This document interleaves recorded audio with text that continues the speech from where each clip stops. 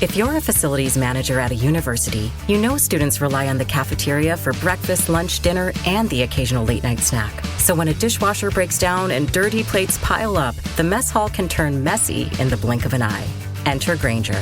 With over 1 million industrial-grade products and fast delivery, the product you need now is never far away. So you can turn that dishwasher back into a lean, clean washing machine. Call, click Grainger.com, or just stop by. Grainger, for the ones who get it done.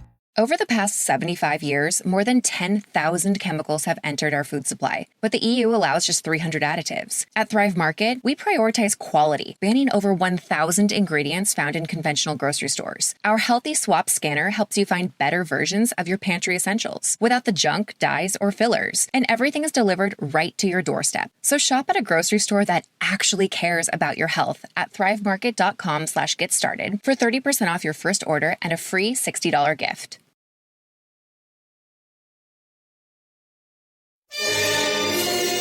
It's the Opperman Report.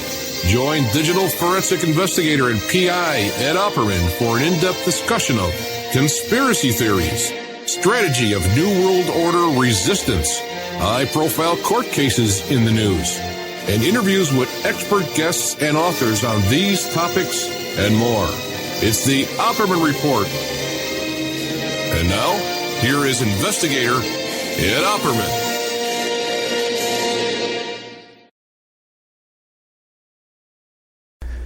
Okay, welcome to the Opperman Report. I'm your host, private investigator Ed Opperman. I'm the president of Opperman Investigations and Digital Forensic Consulting. You can find a link to my work at emailrevealer.com. You can also get an autographed copy of my book, How to Become a Successful Private Investigator. The show's brought to you today by CartKing.com.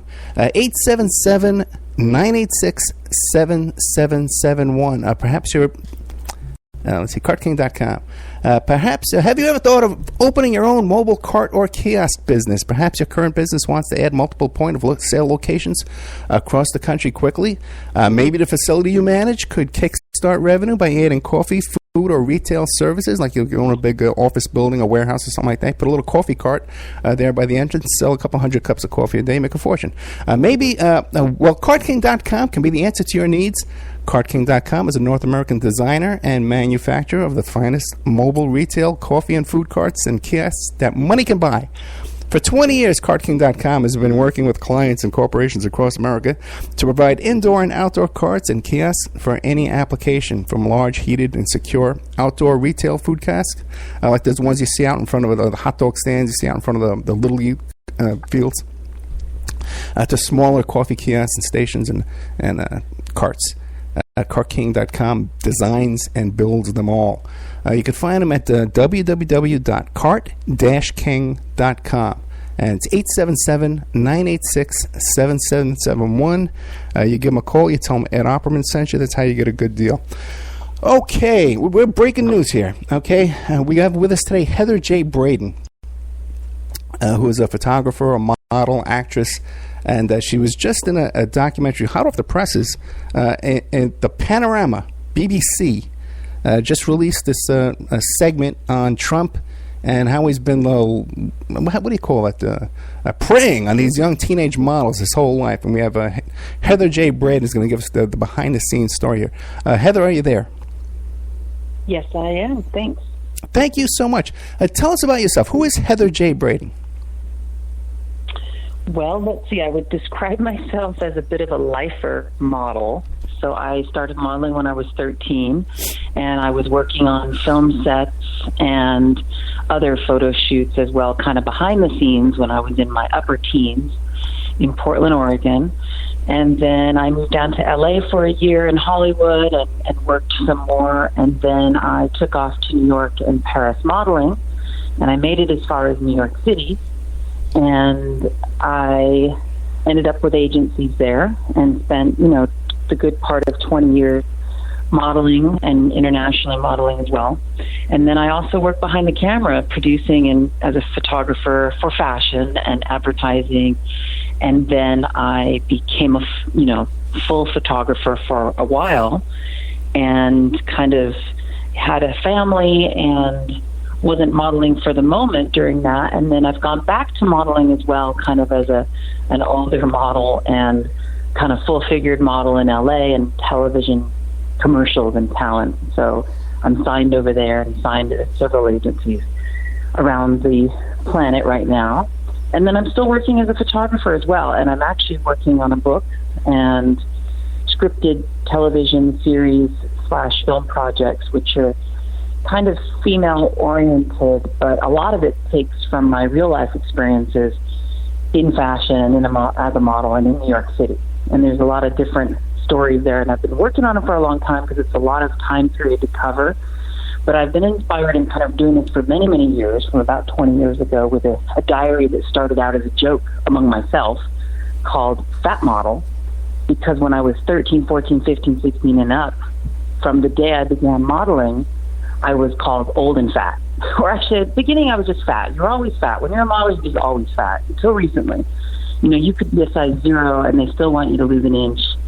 You know, some of the girls who are 5'11" and smaller, they want you to always, always, always lose weight. And that's because the designers usually are the ones who acquire that. And nowadays, and in more mainstream commercial media, you can kind of be anything and everything, to be all ages, all sizes. It's more lifestyle and advertisement. And that's where Instagram and all that comes in and has just completely shaken the industry to its core. And I think it's a good thing, and where it all settles will change later, but that's kind of, I'm morphing into other realms within that. And I guess, in a sense, it's kind of turning into a little bit of activism as well. I think after, you know, living that whole life of the original fashion world through the decade of the supermodel, when Ford models and top agencies kind of ruled the world visually in terms of advertising, I was part of all of that. In one way or another, pretty much been in it for, you know, the good part of 30 years. Give us an idea. You said you started at 13 years old. Like, what year was that? Well, I can't say. I know. Exactly. It was in the late 80s. Late 80s. Okay, good. Okay.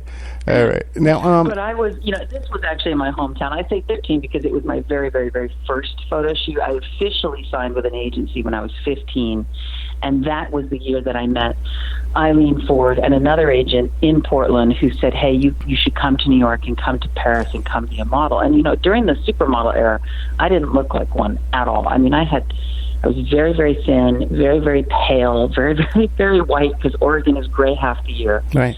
And I had a very short, kind of edgy haircut, very like 60s almost. And my look, I really look different. I'm a bit of a chameleon, so I change all the time. I just look different from different angles, and hair makeup makes it look really different.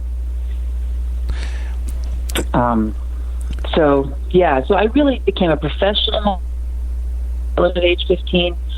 And when I realized that, you know, I came from a broken family, so I didn't really have a lot of support behind me and a real bright future in terms of career and being focused in school. I was good at school when I did it, but I was a bit of a wild one, and I wanted to travel, and I had wanderlust, and I had grown up with my grandparents in the house who were immigrants from England, and they had lived all over the world. So I'd grown up with these stories of the war and England and India and all these places, and I was just kind of like my grandfather. I had wanderlust. So I wanted to travel, and it was kind of my way out, and I knew that I could make good money, and I was going to Paris. I had this thing, I wanted to go to Paris. So you did make good money doing this? I did. It was hit or miss. You know, when I began in New York, I started as a fashion model. And as a fashion model, technically you were doing editorial magazines, and you were geared towards doing the fashion shows, the runway shows, and the high designers, the top end of the design world. And that meant you were super skinny, super tall. Right. And I was borderline the height. I was 5'9", so that was just enough initially, but I really was never that concerned about my size, because I just somehow deep inside me I had this idea that they were crazy, that I wasn't that. I wasn't fat, but I was told I was fat, so I was insecure in the industry, but I just didn't put a lot of effort into that. And after a year in New York of being very poor, because editorials pay you maybe $100, and that's it, and you do them to get the promotion that gets you the publicity to get the advertising designers to notice you, and then you pray and hope you get a big ad campaign, and then you become maybe a superstar, which I realized pretty quickly wasn't going to happen. The chances of that happening is like 1 in a million. Right.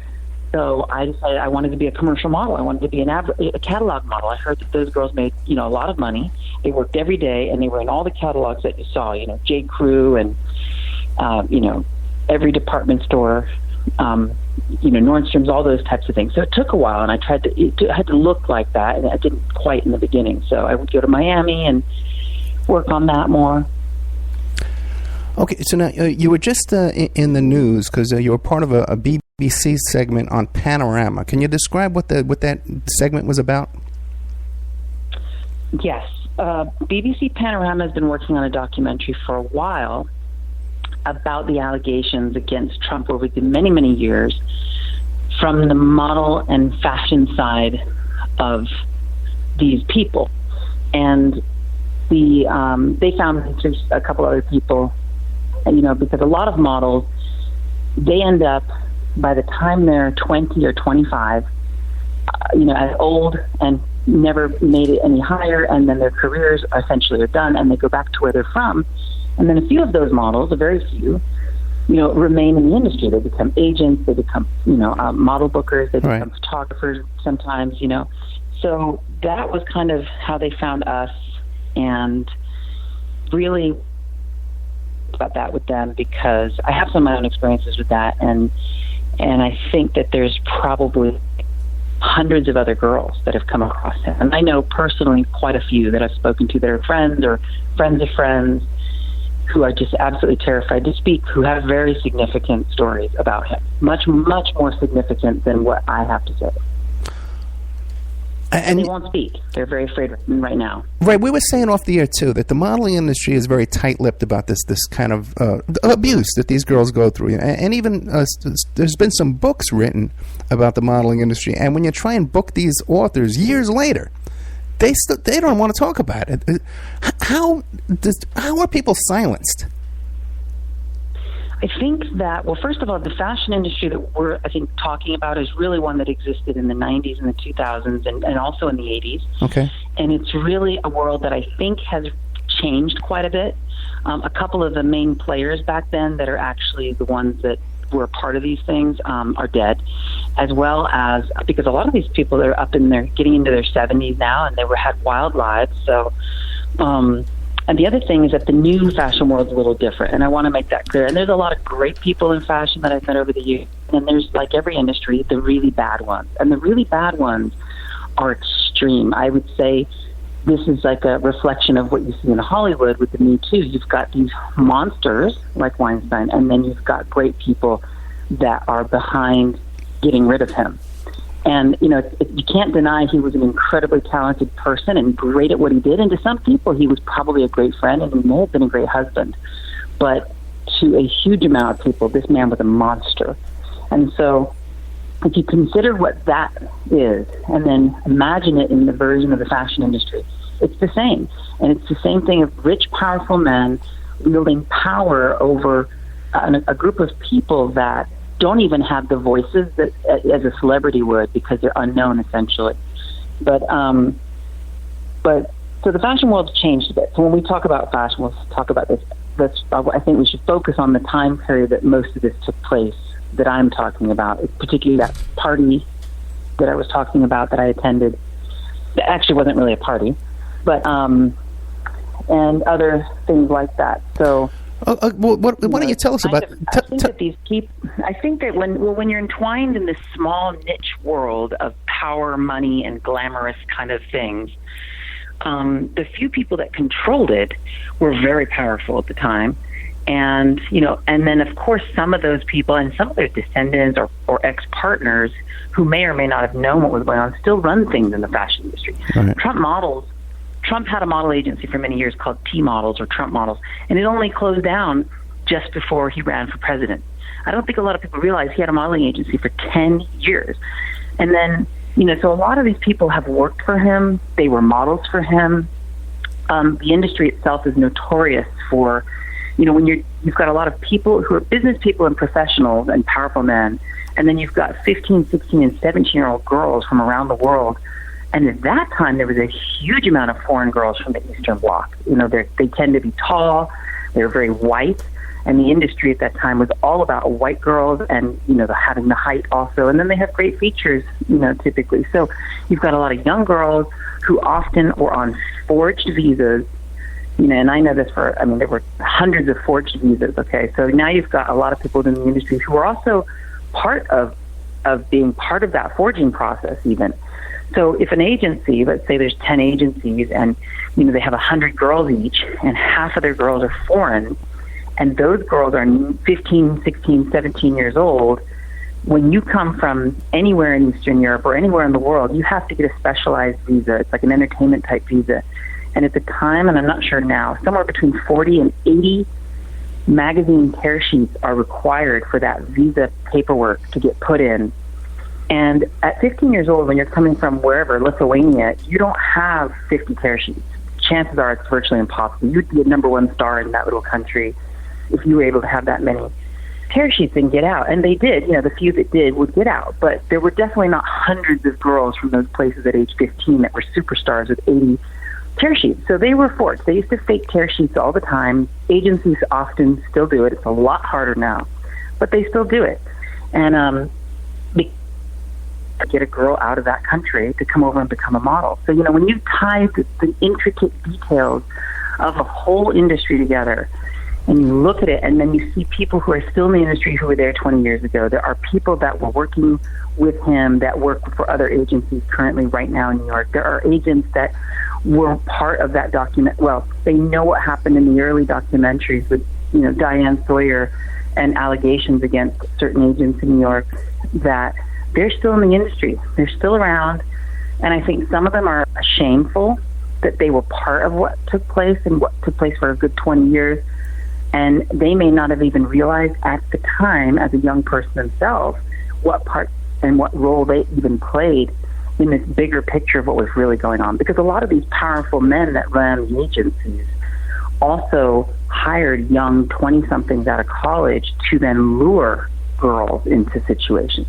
And there's a lot of reports and documentations of kind of being duped into things by either a person you kind of were befriended by who worked for these people. So that's how I ended up at this party that night. I was forced to go by a young male college student age kid who was a new and up-and-coming young agent assistant who had been hired and was working in the agency, who, when the head owners of the agency, you know, 48, 50-year-old men, there's certain girls that just weren't into hanging out with them because some girls just aren't into old guys. So they would get younger people, girls and guys, to kind of lure them to events because people make money when models show up. You know, and the night in particular in the interview that I spoke about was actually a night that I bickered with this young guy about going to this thing because it didn't sound like a party, it didn't sound like a regular event, and there was a very strange commentary about what it was. So I felt just awkward from even before I even got to it. And then everything was confirmed that night. But so, you know, there's so many people involved in this complicated industry. People just don't understand how, you know, the secrecy is like that of Hollywood. You know, and let me it ask may you be bigger. There might be more people involved. Maybe there's 100,000 models that at any given time in New York City. I believe it's something like 100,000 aspiring models. Let me ask you about the party. Where was the party located? Was it at a hotel or something like that? No, so the party took place at a rental mansion. I believe it was a rental mansion on Star Island in Miami. And that particular block of homes is, you know, notorious for being rented out for huge parties over the years. And I presume it was a rental. I don't know if any of these people that were there owned it. But my agent that night, one of the young, I should say, assistant agents, you know, told me that, oh, by the way, there's an event tonight that you have to go to. And I'm like, what do you mean I have to go to? You know, because it was at night. And usually, if there was a big event, like a fashion industry event or a party, or sometimes a model had a birthday and they'd shut down a club for it and everybody would show up, or photographers in town, or during fashion week for people to network, you would know, because all of your friends knew, male and female, and they were all going. and everyone went, agents, photographers, models, anyone and everyone. But this was something that it was, you're going to a private party at, a house on Star Island. And I don't know if they would have told me that it was Trump or not, because at that time he was known in our circles because he was involved in the industry. And he was also just kind of a guy at all the parties in New York. And, everyone in New York often were in Miami in the winter partying. It was a seasonal place for fashion. So everybody would be down there. And he was known for having, being at events and I don't know that he had his own party per se, but this was one that they may or may not have, because, he was a very, very wealthy man. And so, of course, he paid people to do things, and he had so many different businesses, and who knows how it happened that I ended up there. But somehow, what I do know is one of the four men who were at this party, Trump being one of them, had to have contacted my agent some way in some form, either through an assistant or their people or themselves, and they had to contact the agency and say, hey, I want a bunch of models at my party, and make it happen. And at my house. Let's call it my house, because this wasn't really a party. I call it a party, but it actually wasn't a party. I want them at my house from this time to this time. Make it happen. Now, I don't know. Obviously, I wasn't part of that conversation, so I can only presume how it happened. But I know for sure that if my agent told me I had to go, somebody told him that it existed. So right. I take this that it came from those four people, or one of them, through my agency, and then I was sent along with every girl at my agency. And I don't know if it was only my agency or if there were other agencies, but there was a lot of models there, and we were all uncomfortable. And all I can think of is that somebody got paid, because you can't make a ton of working professional models show up at somebody's private house unless somebody gets paid to make that happen. So I can only assume I never got paid. It wasn't a job. It was not a job at all. So right. Somebody got paid. And so I'm guessing that these guys, one of them or all of them, paid somebody related to these agencies money in their pocket to make us show up. And if you really look at that dynamic, that would be what I would consider some form of a pedophile sex ring. Because the only place on the planet Earth that you can pay someone to send underage girls to someone's private house at night with no guardians, where there is alcohol and most likely drugs, and then four men, would be something akin to some form of a, pedophile ring. I don't know. Well, how many, because I was going to say women, but you're saying that they were underage. How many females models were at this event? I mean, I was probably the oldest, if not the oldest in the room. And my two friends who were with me were also probably the oldest, and we were in our early 20s. And, we used to lie all the time to clients, because clients, they loved young girls. So we would lie and be like, oh, yeah, we're 19. And, at 23, you really couldn't tell if we were 19 or not. So we used to lie about it all the time. So for all I know, they thought we were older, or they never asked, or they might have just said to the agency, send anyone. But being that there were so many foreign girls, and by the way, a lot of these foreign girls were teenagers. I mean, the common ages to start in modeling were 14, 15, 16, 17 at that time. At 19, I was old, and a lot of the girls that I was going out on jobs with were 15 and 16. I was already old at 19. So by 19, you've already gone to Paris and you've gotten your tear sheets, and then you come back to New York and hope to get big advertising jobs. And at 19, if you haven't done that, it's pretty hard to compete against the 16-year-olds that have, just because they've got better tear sheets. So that was why a lot of these girls were really young, because the agent, they don't send their top working girls to an event like this, because the ones that are making the big bucks already are their cash cows, and they wouldn't dare jeopardize them in any way, shape, or form to send them to a house like this night. Now, they would take them to any other networking events within the industry, of course, and if Trump was there, well, so be it. And that happened many times also over the years, and I've seen it at many parties. Let me ask you a question. Events. How were the girls transported to this mansion? By vans, taxis? How was that? No, that's a good question. A Yeah. lot of the agencies had their own car service. Okay, so car services. that were on voucher systems with the agencies. So often if you had to go somewhere but you were young, they didn't have a chaperone if you were 16 or 18 or 20, whatever. You could use a car service through the agency account to go anywhere you wanted and charge it to the agency, which would then charge your account at the agency. Somewhere there might be a paper trail that I don't know that there would be. And, things were manually written out as well back then. And I believe we took a cab that night, a taxi, because we were in our early 20s and we did have our own money. So we probably took our taxi, and it wasn't too far from Miami Beach. It was probably $10 in a taxi. But other girls, younger girls, would have most likely taken an agency contracted car service. Okay, and limousine companies, And there was alcohol served at this party and at this event? Oh, yeah. Definitely. So the young girls... I was sober at the event. It was so uncomfortable.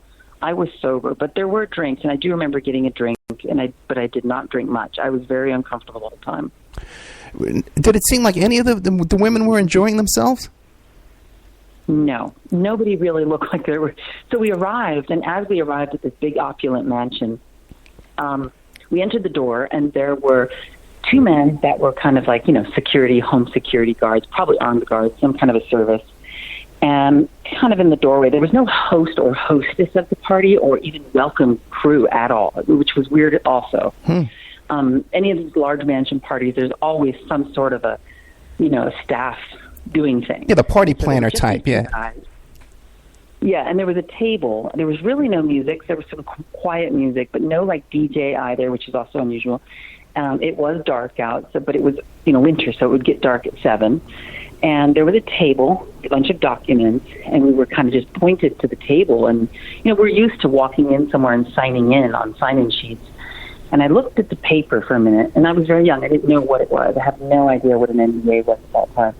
And I looked at it. I don't even remember it saying NDA. I just remember there was a bunch of words, and I just thought, well, I don't sign anything, but I don't know what it is. And I remembered my agency had always told me, whatever you do, just never sign anything without us. So I was like, okay. Because you could be releasing rights to photos and things like that. So I was like, okay, great, I'm not signing this. And so I didn't sign anything, but I watched girls signing them. And that is now looking back, obviously, that those were NDAs, which signified that there was going to be something at this event that was risque that they didn't want others to know about. Right. Okay. Yeah. I later found when I went in and there were just a bunch of girls in a huge open room. There was a large, wide staircase that went up.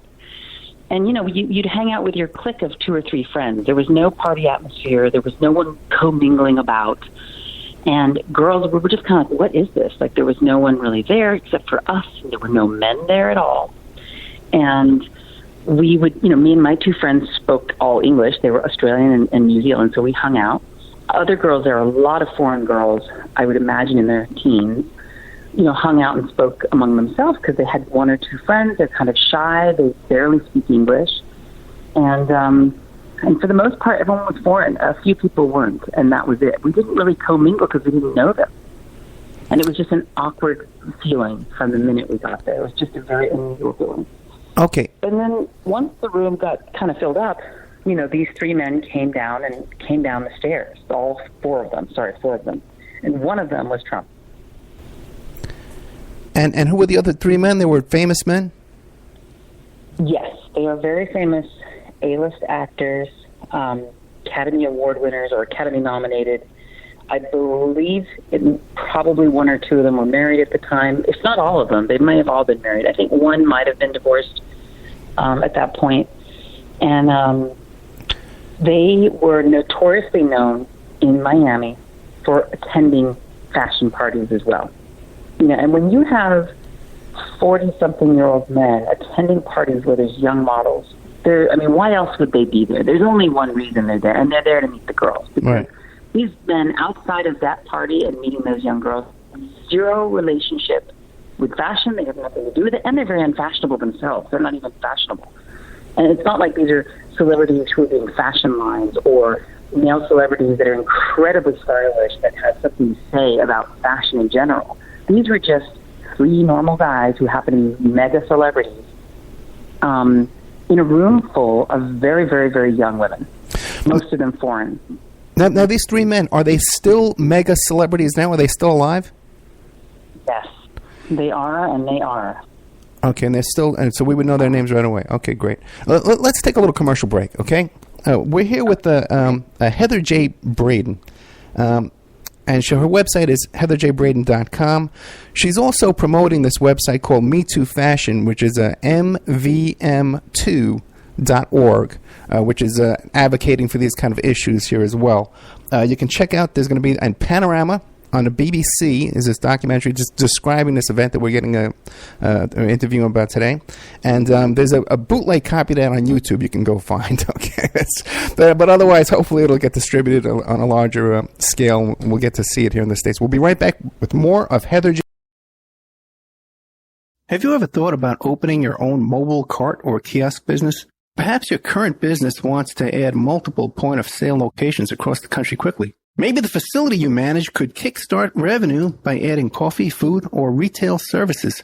Well, CartKing.com can be the answer to your needs. CartKing.com is a North American designer and manufacturer of the finest mobile retail, coffee, and food carts and kiosks money can buy. For 20 years, CartKing.com has been working with clients and corporations across America to provide indoor and outdoor carts and kiosks for any application. From large, heated, and secure outdoor retail or food kiosks to smaller, more mobile coffee station carts, CartKing.com designs and builds them all. Carts and kiosks are fun, and so are the dozens of designs on the website. Please visit them today at CartKing.com, that's cart-king.com, or just call them at 1-877-986-7771. That's 877-986-7771.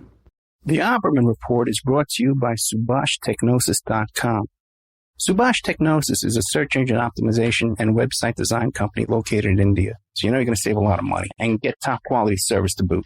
They offer all kinds of services, business process outsourcing, data entry, banking BPO services, recruitment process outsourcing, software testing, offshore research networking, customer care, press release content writing and distribution, and much, much more. They offer website development, e-commerce solutions, mobile responsive designs. Now, I've personally worked with Subhash for over 10 years. This is the man that puts out my press releases. They've done work on my websites, so I can personally recommend SubhashTechnosis.com.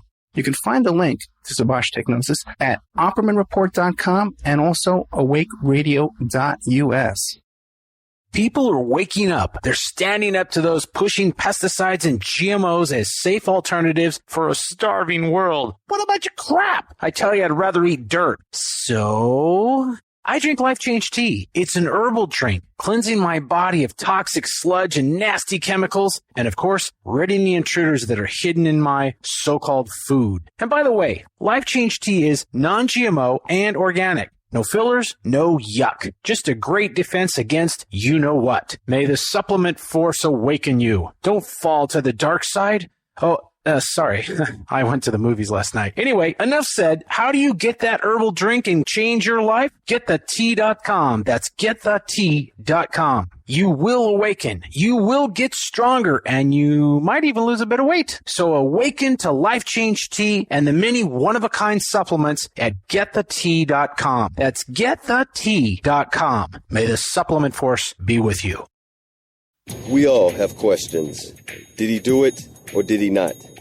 We all have opinions, but do we really know the truth? New evidence will now be presented and the ultimate answers will be revealed in the explosive documentary, Serpents Rising. Inspired by the bestseller Double Cross for Blood, an independent investigation of the trial of the century, the lies, the myths, and the concealed evidence. Don't miss Serpents Rising. This excellent documentary film is available at Serpents Rising at Vimeo Videos on demand. Watch it for $1.99. You can have your ad played here at OppermanReport.com every Friday night, 5 p.m., and Saturday night, 5 p.m. to 7 p.m. Pacific Standard Time. And on Friday nights, too, we do a live portion for 1 hour that I just do a live monologue. The ads are very, very inexpensive, and they're also played in the Opperman Report member section. In the member section, you can find all kinds of exclusive content that you won't find anywhere else. It's as cheap as $6 a month, $20 a quarter, or $75 for a year. If you contact me directly at oppermanreport@gmail.com, I'll set you up with a little special deal there where you get a discount if you PayPal me directly, and you can get a copy of my book. I want to thank William Ramsey, who helps us produce the show and book guests. You can find William Ramsey, who's an excellent author, at William Ramsey Investigates on YouTube.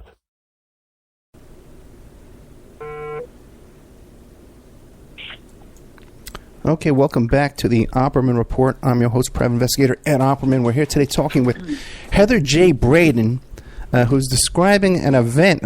She's describing it as almost as a human trafficking type event. Very bizarre situation down at this Miami mansion party, or not even a party, an event again, with these 3 A-list actors, celebrities, and the current president, Donald J. Trump. Now, the 3 A-list actors, do they have a reputation of being womanizers, or they have a squeaky clean type of a reputation? As far as I know, they have a pretty squeaky clean reputation. Okay. That's why it would be quite a big deal to mention their names. And at this moment, I'm not quite ready, but that is something that I've been considering. But, there's a lot of fear, and the other people I know in the industry to collaborate are not speaking currently. And, I'm hoping that they will have a little courage after seeing me and hearing me coming forward amongst the trolls that want to, shut me up, that this has been a real issue and that they can come forward and speak together. So that's sort of why I've started the Me Too Fashion page, and to try to get the word out there to models and ex-models worldwide that there must be hundreds of them and that they can come forward and speak privately for now off the record if they want to talk. Okay, great. Now, when the 3 men enter the room, was there like an interview process? Was there exchanging phone numbers? What went on? So I remember the 4 of them coming down this wide staircase once the room was relatively filled up with us, which is also bizarre. They weren't just hanging out and waiting for our arrival. They were actually elsewhere. And I then saw them appear on the stairs and coming down this, very grand staircase. And, obviously we were all looking at them. I'm sure a lot of these foreign girls probably had no idea who the 3 A-list actors were. I'm guessing they may have been told. And some other girls who might have known might have said, oh, that's so-and-so and so-and-so. Because I was even quite shocked to see who it was coming down the stairs. I think I must have known that this was Trump's party or something that he had to do with, because that's probably one way that I could have ended up there, is that just knowing that I've been at parties where he's been many times that were legitimate in New York, they might have said something to that. But seeing these other 3 come down, I knew 2 of them were very well. Growing up, watching them and seeing them, they were in their mid-40s at the top of their game. And the 3rd person, I wasn't sure who he was exactly. He's an ethnic, American black man, and there were only so many of them that were in the industry at that level. And I wasn't exactly sure who he was, but I figured it out later. And I'm pretty 90% sure that's who that one was. It's the only one I'm a little unsure of. But the other 2 were unmistakable. I mean, one of them was my mother's favorite actor for many, many years. I do know models who he slept with as well, and I don't know if it was before or after this night, but I already had heard about him and girls and some stories about him. When I saw him come in, I didn't know exactly who he was. And at 23, I had already been on my own modeling since age 15. I had left home, in fact, to model and been living on my own since age 15. So I had, at 13, 14, and 15, been subjected to much older men coming on to me regularly for many years already at this point. And, when I was young, at 15, being that I didn't live at home and I looked a lot older, I used to walk straight into bars and clubs, and no one ever ID'd me ever for decades. Right. For years. And so at this point at 23, I was very well aware of when I was being used as a lure or as some sort of an attraction, for certain types of people, and or when some guys hitting on me. And, granted, when you're a model, you're dressed up, you look really nice, you're in fabulous places, and sure, there's nothing wrong with flirting with somebody and liking somebody. But this was completely different. This was obviously a setup. I felt like I'd been set up and in a trap, and I was now a piece of meat on display for these 4 men to come and choose and pick through in the room. And it was just such an uncomfortable, weird feeling. There was no, party. Nobody was dancing. People were kind of sitting quietly amongst themselves in their little cliques of their couple of friends, myself included. And I was a bit off to the side in the corner, and I was watching this because I'm very much a people watcher. I love to sit in a cafe on the sidewalk all day long and watch people go by. And I'm also a photographer, so I'm basically a voyeur, essentially. And I'm a storyteller, so I love to make up and tell stories of things I see that inspire me to create things. This was something I was watching from the corner of the room initially. And so I was watching the interaction, and I watched them behave. I watched them come down and kind of split apart in a predatory manner and make their way about this large room from group to group and girl to girl. So, like, if you would imagine, what a group of, sharks or dolphins do when they hunt something, or wolves hunting a pack, that's what I would compare it to. Wolves hunting a pack of deer. They come up from behind, they split up, and they circle around them, and they come in, and they figure out which one is the weakest link and who they can take down easily. And that's exactly what they did in that room, in a predatory fashion, and we were the prey. And, they would just kind of walk up. I'd watch them walk to a couple of girls, and you could see from across the room that they were like, "Hey, how are you? What's your name? I'm so-and-so." And, "Oh, what are you doing? What do you like?" And then, like, within a couple of minutes, they'd move on to other girls, across, somewhere else, and excuse themselves. Or you would see them going upstairs. And that was the big thing of the night, is I watched all 4 of them taking turns going upstairs with various girls. Now, I presume that the drugs were upstairs, because that, at every fashion party I think I've ever been to, and anyone who says this isn't true is a liar or is completely innocent and has never done a drug in their life. But fashion parties are notorious for having drugs. I mean, any party, I think, in New York and LA, in those worlds, there's always drugs. There's lots of drugs available, even for people that buy people who don't do drugs, who keep them at their house for people who want them. Because just some people in this industry are functioning drug addicts, and when they come over, they will just offer them, plates or briefcases full of whatever they want. I've seen numerous, and then there's delivery services. I mean, it is rampant. It is common. It is so matter of fact that I forget. I've been around it for so long that it's so abnormal in other circles. So I would just assume that the drugs were upstairs. I didn't go upstairs, and I didn't see them that night. That was my assumption when they were going upstairs. And I was still kind of innocent in my thinking as to what they would be doing upstairs. And I really don't know. I didn't see with my own eyes what was going on upstairs. But I would say, 1 out of 5 girls would go up there.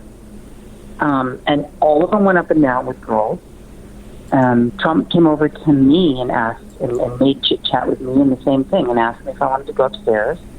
And, normally I gave a very, very rude response to these type of men, because I found over the years that if I'm really nasty to them, they usually back off immediately, and rather than getting, trying harder. So a lot of these guys are very successful.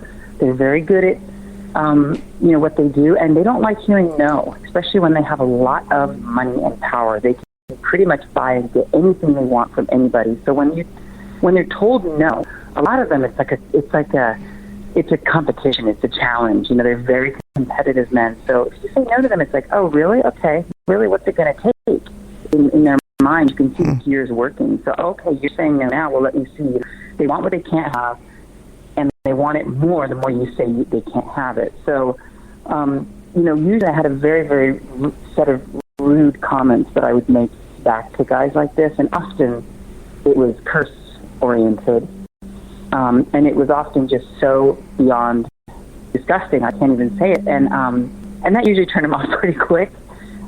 But because I knew he was somewhat in fashion, and I'd seen him for many years at legitimate events, I didn't know how tied in he really was to fashion. And because this had come through my agent, I just kind of gave him the really fake, what I call the TV smile. And I was just like, yeah, I don't think so. Something to that. It was pretty much like, I don't think so. In other words, kind of dream on sort of thing. I'm not going upstairs with you. And I don't know what they were doing. And it was just kind of, there was no explanation. It was like, hey, you want to come see upstairs? Well, how many? But you did see Trump travel upstairs with some of these girls.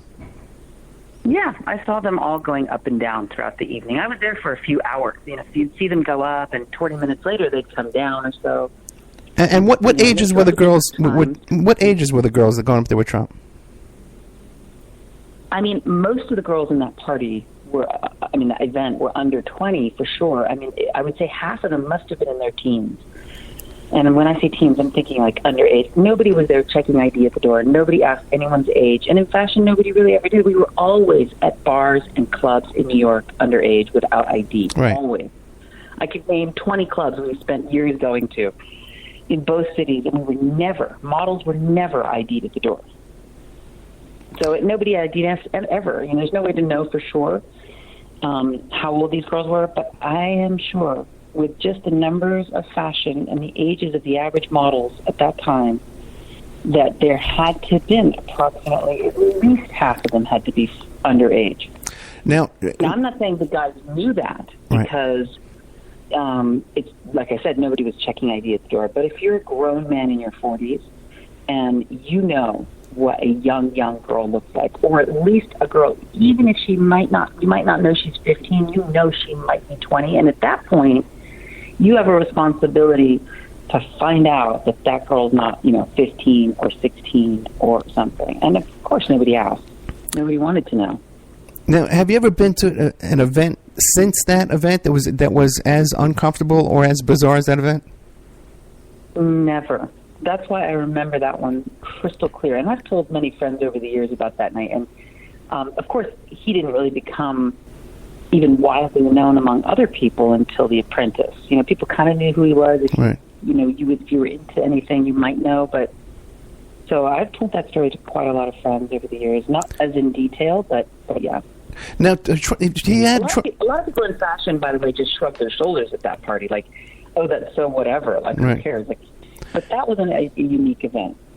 Now, Trump had his own modeling agency, and we were talking before about the visas, and his website even described importing girls as young as 12 years old. And there was a lawsuit, Absolutely. with one of these girls, and it turns out the majority of all his H-1B visas applications that he's filed for all of his businesses were from the Trump modeling agency. It was like 80% of all the H-1B visas that he applied for was through that. Sure. Right. Now, did Trump modeling agency have a reputation? For the visas or for what? For unethical behavior. I think all of them to some degree did, and it just kind of depended. I didn't know any specifics about his agency, and actually when he opened his agency, I thought to myself, wow, he's going to be legit now, because obviously I thought it would be a lot harder to get away with shady business as a legitimate business, because he had been so notoriously shady within the industry, yet not owning an agency for many years. He was deeply embedded in doing things like that one party I'd been to, that event. So when he opened the agency, I thought, oh my goodness, he's going legit. This is crazy. And a lot of people in the industry, it was a joke. His agency, like a lot of other things that he does business-wise, was always a joke. He was laughed at within the industry because everyone knew he had nothing to do with the industry. And when a rich man who has nothing to do with fashion comes along and opens a model agency in, kind of a world of coolness when you're not cool, it's kind of a joke. But then when you've got money, you can hire the right talent, and of course everybody's got their price. So you go and steal the top agents from the top agencies, and you pay them a third more or double what they were getting. Well, they're going to probably not say no. And so he then hired the talent, and then they brought some models with them, some of the earning models, and then they know how to scout and find the good ones and make him some money. So I think he got smart and decided, well, if I'm going to do, hanging around in this world, I might as well just become part of it. And beauty pageants are entirely different. There was a model pageant for many, many years. It still does, I think, called the Elite Look of the Year contest, which was a legitimate beauty contest for modeling industry.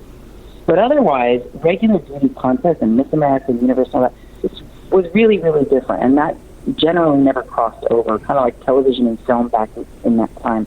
Nowadays, it's all merging together. So there are quite a lot of models that come from the beauty pageant background that do become legitimate models. But at that time, there were very few.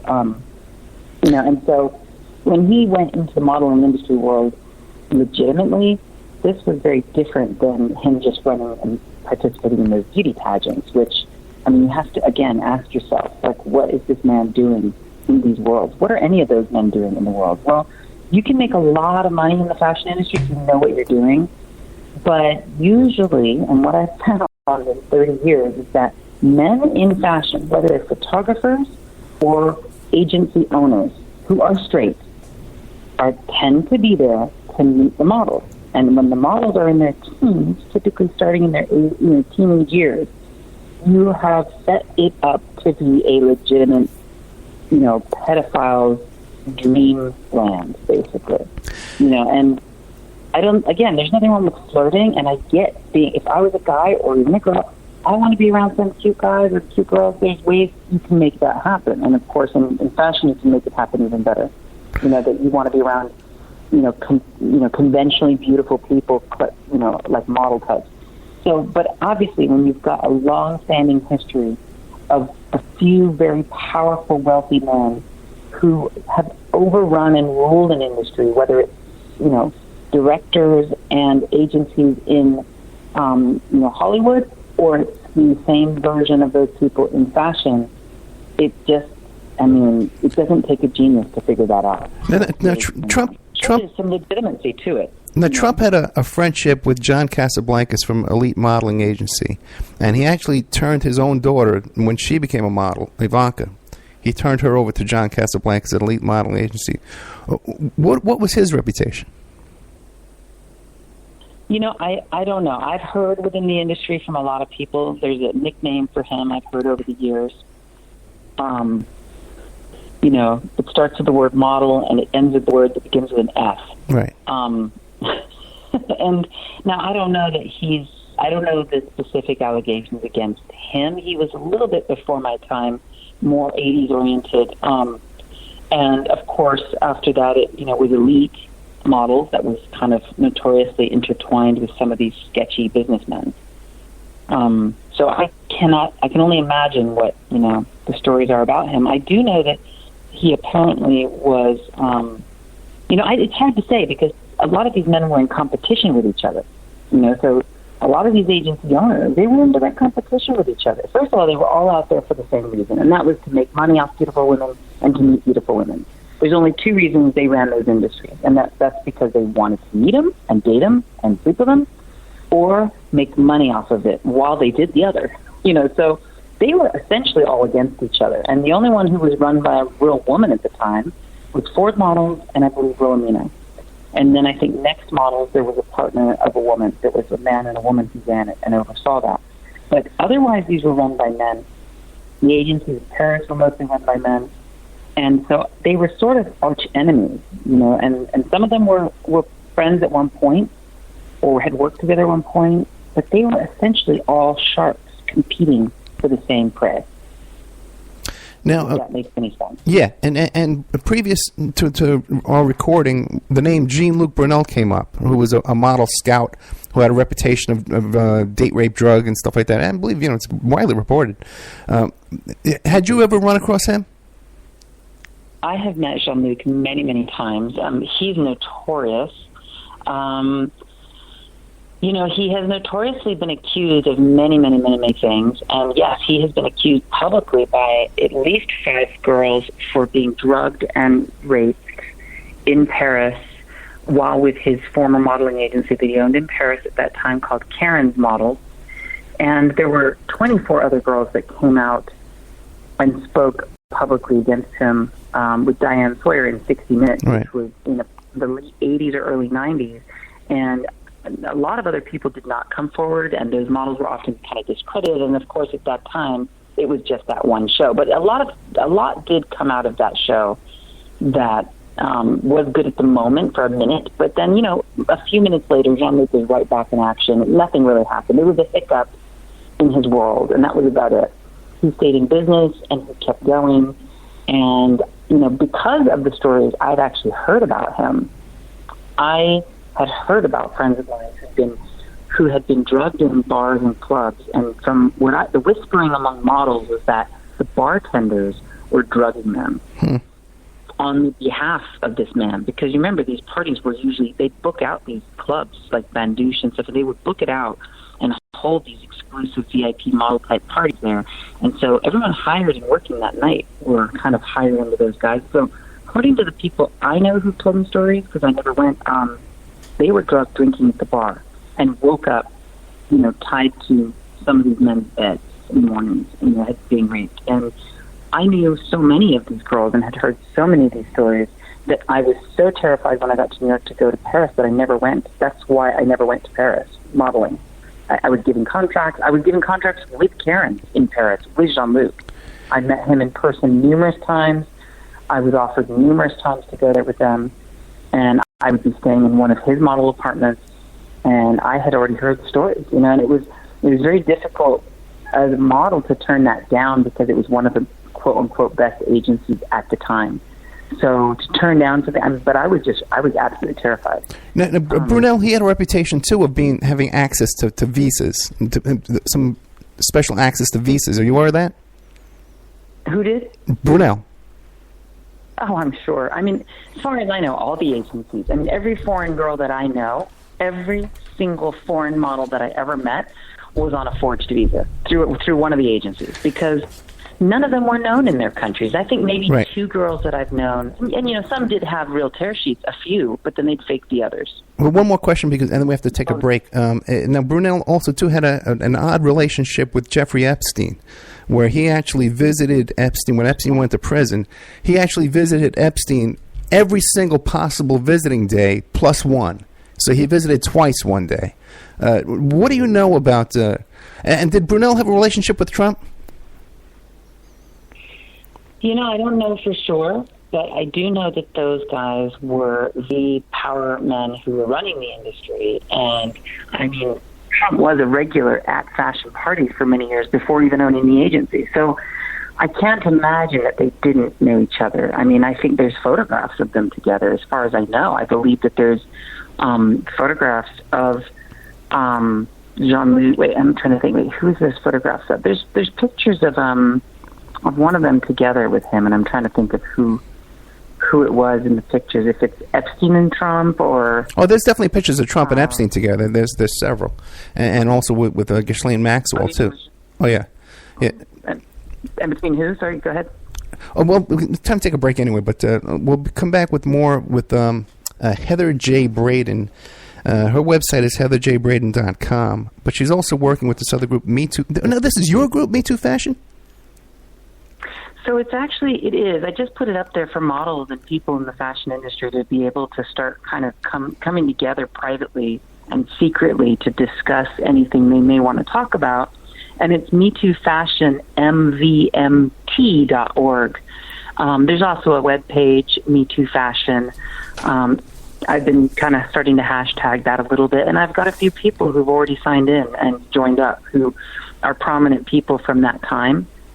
So I'm really hoping that they will feel comfortable to speak privately amongst ourselves first, because there could be, literally there must be hundreds of girls that have come across this. Yeah, and when we come back to, I want to talk about what's involved with you coming forward, because I know I deal with a lot of cases like this. We've talked off the air a bit, and I know what's involved. It's a long decision making process when you want to put yourself out in the public and get involved and put yourself a target on your back, so to speak. So we'll be right back with more. Yeah, it's no joke. This is a life changing. Yeah, Heather J. Braden, heatherjbraden.com. Have you ever thought about opening your own mobile cart or kiosk business? Perhaps your current business wants to add multiple point-of-sale locations across the country quickly. Maybe the facility you manage could kickstart revenue by adding coffee, food, or retail services. Well, CartKing.com can be the answer to your needs. CartKing.com is a North American designer and manufacturer of the finest mobile retail, coffee, and food carts and kiosks money can buy. For 20 years, CartKing.com has been working with clients and corporations across America to provide indoor and outdoor carts and kiosks for any application, from large, heated, and secure outdoor retail or food kiosks to smaller, more mobile coffee station carts. CartKing.com designs and builds them all. Carts and kiosks are fun, and so are the dozens of designs on the website. Please visit them today at CartKing.com. That's cart-king.com. Or just call them at 1-877-986-7771. That's 877-986-7771. The Opperman Report is brought to you by SubhashTechnosis.com. Subash Technosis is a search engine optimization and website design company located in India. So you know you're going to save a lot of money and get top quality service to boot. They offer all kinds of services, business process outsourcing, data entry, banking BPO services, recruitment process outsourcing, software testing, offshore research networking, customer care, press release content writing and distribution, and much, much more. They offer website development, e-commerce solutions, mobile responsive designs. Now, I've personally worked with Subhash for over 10 years. This is the man that puts out my press releases. They've done work on my websites, so I can personally recommend SubhashTechnosis.com. You can find the link to Subhash Technosis at OppermanReport.com and also awakeradio.us. People are waking up. They're standing up to those pushing pesticides and GMOs as safe alternatives for a starving world. What a bunch of crap! I tell you, I'd rather eat dirt. So I drink Life Change Tea. It's an herbal drink, cleansing my body of toxic sludge and nasty chemicals, and of course, ridding the intruders that are hidden in my so-called food. And by the way, Life Change Tea is non-GMO and organic. No fillers, no yuck. Just a great defense against you-know-what. May the supplement force awaken you. Don't fall to the dark side. Sorry. I went to the movies last night. Anyway, enough said. How do you get that herbal drink and change your life? GetTheTea.com. That's GetTheTea.com. You will awaken. You will get stronger, and you might even lose a bit of weight. So awaken to Life Change Tea and the many one-of-a-kind supplements at GetTheTea.com. That's GetTheTea.com. May the supplement force be with you. We all have questions. Did he do it or did he not? We all have opinions, but do we really know the truth? New evidence will now be presented and the ultimate answers will be revealed in the explosive documentary, Serpents Rising.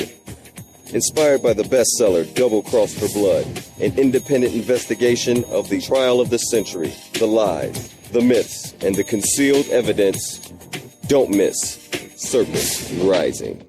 This excellent documentary film is available at Serpents Rising at Vimeo Videos on demand. Watch it for $1.99. You can have your ad played here at OppermanReport.com every Friday night, 5 p.m., and Saturday night, 5 p.m. to 7 p.m. Pacific Standard Time. And on Friday nights, too, we do a live portion for 1 hour that I just do a live monologue. The ads are very, very inexpensive, and they're also played in the Opperman Report member section. In the member section, you can find all kinds of exclusive content that you won't find anywhere else. It's as cheap as $6 a month, $20 a quarter, or $75 for a year. If you contact me directly at oppermanreport@gmail.com, I'll set you up with a little special deal there where you get a discount if you PayPal me directly, and you can get a copy of my book. I want to thank William Ramsey, who helps us produce the show and book guests. You can find William Ramsey, who's an excellent author, at William Ramsey Investigates on YouTube.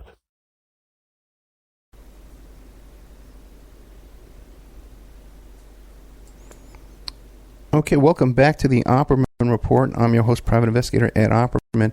We're here today with Heather J. Braden, heatherjbraden.com, and Me Too Fashion, mvmt.org. She's an advocate now for people been taken advantage of, actually. Now, we mentioned a couple of times the name Jeffrey Epstein came up. Now here's a guy who's convicted of sexual abuse of a child, and so he's somehow hooked up with Jean-Luc Brunel, who's a modeling guy. You know what I'm saying? But that line is specifically crossed. It's crossed directly from the modeling industry to human trafficking industry. Exactly. Right. So now, what excuse did you run into Epstein in these circles? I mean, I was at parties that he, some of those parties that he was at, and his parties themselves. But I was at so many parties at that time. I have to say, I was super social. In my very young years, I was out a lot. I didn't get heavily into drugs, but of course, at that time I tried them. And because we were often chauffeured all over the place, in a dark limousine of 10 people, often drunk or dancing and being crazy, half the time I have no idea where I was, to be honest. I'm pretty sure I've been at Mar-a-Lago and I don't even remember it because I don't know. I was at so many places like that. Right. And I remember being in opulent, over-the-top places. I didn't drive at that time, so I didn't know where I was half the time, which is actually really embarrassing to say, but it's true. And I think a lot of models relate to that. At that time, you just half the time we didn't know where we were. So yes, I mean, I've seen him many times at parties. I've seen Trump for a decade at parties in New York, and I would say that a lot of them are legitimate industry parties. And but that is what this is. Modeling industry, and I don't want to say the whole industry, but a huge amount, a portion of the fashion industry, the modeling world, and the agency world at that time, run by these men who are connected with each other one way or another. It's basically owning an agency, in my opinion, at that time, was a legal front for running sort of child prostitution for pedophiles, in the sense that in the same way that a bodega deli cafe in New York in the old days was the front selling legitimate things to people who came in for their milk and coffee, but they also sold drugs over the counter or stolen goods, car radios, all kinds of shady things where it notoriously happened to bodegas in the city. And or through what mafia would do with washing money through various legal fronts, and basically those modeling agencies, in a sense, were at least part of the time some sort of storefront for this. And that's why it's so murky, because you do have models that had great experiences and who will defend people like Jean-Luc because he never did anything to them. But every girl who's in the industry, unless maybe you shot from unknown to the very, very top of the world as a model, anyone in the middle who kind of worked their way up or was in it for any amount of time has heard these stories. And we know that these stories are true. We just know. We know in our hearts. We know how we've been treated. We know what we've been subjected to, and we know, by years of experience, that this is what the truth is. And one problem is that models have never united together and gotten together to fight back because models typically tend to be uneducated overall. Cindy Crawford's one that was actually in university at the time of her discovery, but most models, even if they started at 15, didn't even go to school. And some of them may have gone on the side or they went back and went to school. Nowadays, it's a lot more common for these girls to finish school and or to be doing school at the same time. And there's so much media coverage now with phones and things like that. It's a lot harder, I would think, to get away with things like this. And like I said, most of those people, a lot of them, they're dying, dead, or gone, or have morphed into other agencies. There's new agencies or new versions of those agencies. And there was always professionals who worked within the agencies, too. So I think it's hard for people to come forward who were an agent at such and such agency who may have not known what was going on, because these guys are so good at covering their tracks and making things sound reasonable or legitimate or professional, just like when stores don't get shut down for running illegal storefronts, or the mafia was able to operate for many years, or Weinstein continued to operate for decades while good people, were around him, suspicious or even knew. How do you take down somebody like Harvey Weinstein? You can't take him down alone. You've got to be in a group of people that have enough momentum behind them publicly to get attention, and for people to go, oh, I guess Charlize Theron isn't just a whore at a party because she's Charlize Theron and we know who she is, and why would she be crazy enough to talk about this? But we're just unknown, we're just models, and nobody knows that. So, the trolls are online saying, I want my 15 minutes of fame, or Barbara, my friend, who spoke about her experiences with him, or she, whatever they want to say. And it's just so funny. People just find it so difficult to believe that maybe this is the case. And actually, a lot of these people who don't want to believe this are women. And that just blows my mind. And a lot of them have even been, either harassed or under these own attacks in their own world, in their own lives. Maybe it's not in the fashion world, but, women know. If you've been outside in the world at all or in the workforce, you know that you're typically outnumbered. Just for an example, you're just typically outnumbered in most things. We have men's jobs and we have women's jobs, and it's common, to just think of it like that, to think of it that way. And I've worked a lot in a men's world as well, like as a photographer. There are very, very few female photographers in that time. In fact, of hundreds that I assisted, as an assistant, I only ever worked for maybe 2 women. Both of them had background already in the fashion industry. And so, I know what it's like to be around a male-dominated world as well. And I think any woman knows that this is just unfortunately, there's a fine line of this flirtation and then taking advantage and or preying upon somebody. And I think,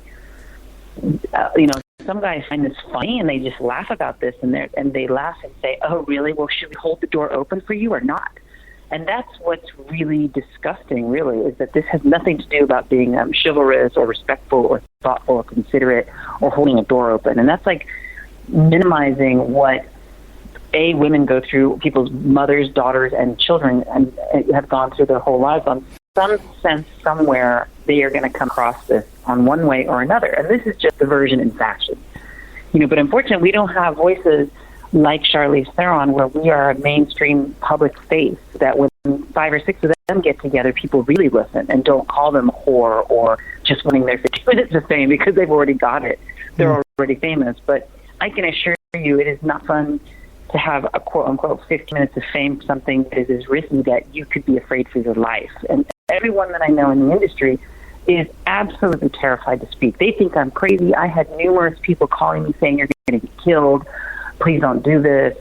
Don't speak. And, you're going to get in so much trouble. You're going to get sued. You're going to get this. And I'm like, listen, you know what? I don't even have as big of a story as many people to say. But what I can do is paint a picture of what that industry is like, that people can understand how it is possible that there would be all these allegations against him, first of all. And I think hopefully bringing together and maybe uniting models and other people in the fashion industry, because there are male models that have been, sexually harassed and attacked like this in the same exact way for many, many years. It's not as well known about. In fact, it's even more taboo than what the rest of us are saying. But I know a lot of male models who sexually harassed by gay, powerful men in fashion. There's a lot of powerful gay men in fashion. And that's another thing that hopefully they'll come over too. There's a lot of allegations against a lot of these guys. I mean, Terry Richardson, who's a huge photographer, is notorious, and he's a straight male, but he's notorious for taking advantage of girls and just being a pedophile. The guy is just revolting, and he worked for decades. He still worked in the industry for so long, and then finally some of the advertising and fashion giants started to pull out from him. And it's just shocking. And those women or those companies that finally pulled out, most of them are run by women who make the decisions. And that's what's shocking, is that women in general question what I may say or what have happened to models because they see sexy pictures of models. And I do think it's overwhelmingly us being part of selling sex to our own type, to our women, and being part of this consumable sexual world, that you're under the pressure to be sexy and sell sex to women to be sexy, to sell it to men. So it's all like a perpetuating cycle that I think now that's part of this huge backlash. You even see it in advertising. They want realness. They want real people. Women want real women that aren't perfect, that don't have perfect, abnormally thin bodies, that don't, that maybe use less makeup for the ad. There's a no makeup trend that's beginning. There's the all ages of models that's happening, plus size, old agers, silver models, silver foxes, and there's a whole thing that's about to boom. And of course, it's because the men high up have figured out that these people can sell things to an older, age range versus just millennials selling makeup to young women, but that there's a whole untapped market of baby boomers.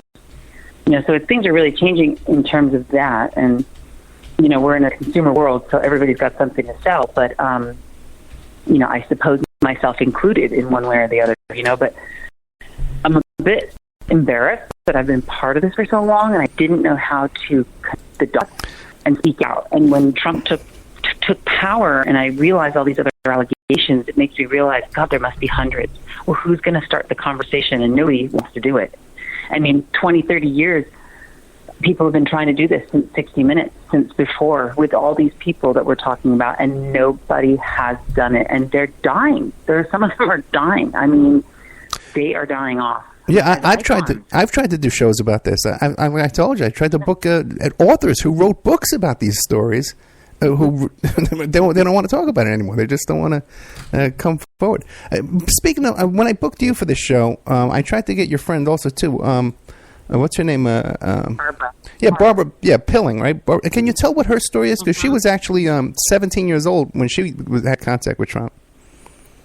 Right. Well, I will put you in touch and see if she would want to speak with you to confirm everything. But from what I understand from her, and actually what she told me privately off the record, and I wasn't sure why she mentioned this, but that her agency at the time, and I cannot remember who it was, I believe it was Elite, I'm not 100% sure, told her actually to tell people that she was 17, but she was actually 16.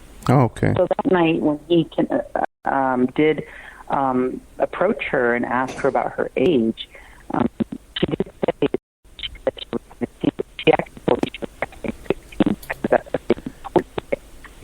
For the sake of being truthful, she said what she exactly said to him, which was that she was 17, but she was really 16. Okay. Wait, 1 second. Because everything you just said was garbled out. We had a bad connection there for a second. So everything from the point we said was they told her to say she was 17, but she was actually 16. That was the last thing we heard. Correct. And so when she spoke with him, 17, but she was actually 16, and he asked her how old she was, and when she said it, he said,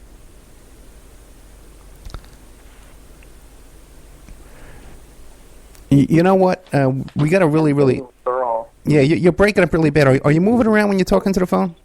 Not, but it does come and go sometimes here. So yeah, that's good. Come back in a second. Yeah, you're really good now. Yeah, so you say that she was introduced to Trump and she told him she was 17, and what did he say? He said, "Oh, great, not too old, not too young," and that was just a typical common, comment that you would hear from men that are in their 40s. I mean, what do they say when they ask your age and you tell them you're 17 or 18? I mean, what else are they going to say to you? Oh, I remember being that age myself. Or I mean, that's right. What do they say? What do you say to that? I can't. That's why that comment that he said back of, "Oh, not too old, not too young," kind of makes sense, because what else would he say? I mean, right. What can you say to a girl like? I remember hearing things like, oh, she's jailbait, things like that, and jokingly. And, this was just a world of, men preying on pretty girls and very young girls. I mean, there are lasting relationships between people, of very young people and much older people, that have happened throughout history, and it's notorious. And I do think that can happen sometimes. But I think primarily these young girls were not particularly interested in these guys. But, there are a lot of models that would seek out very rich, powerful men who were also knew what they were here for, from a very destitute and desperate country where, getting out in the first place was a miracle. But meeting somebody like Donald Trump or these wealthy men or celebrities was absolutely it's the equivalent of marrying a prince.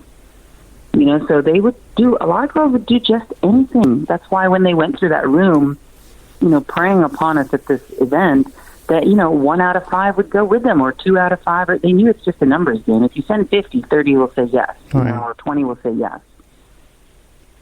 Now, when Trump Modeling Agency was sued by that young Haitian girl, she described a situation where they were provided with a studio apartment with 4 bunk beds in there, and then everything's everything's deducted from there if they get a modeling job.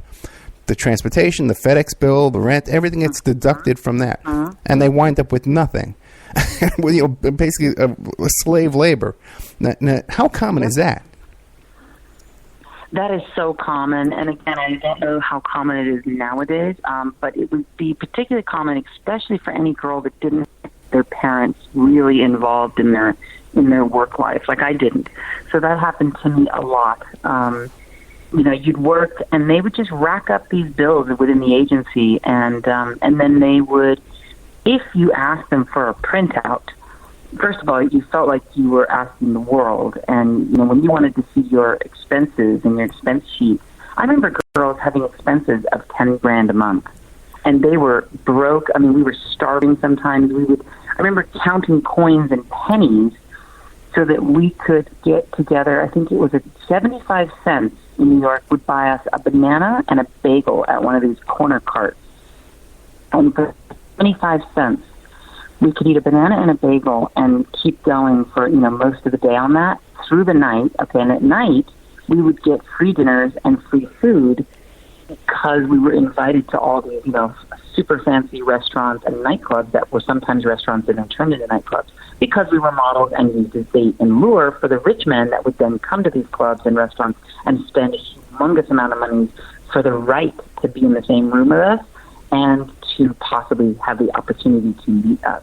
Right. So we would be, I'd wake up and eat a banana, walk for 12 hours a day doing auditions and things on foot in Manhattan. And then when I was starving at 2 or 3 in the afternoon, I'd have a bagel.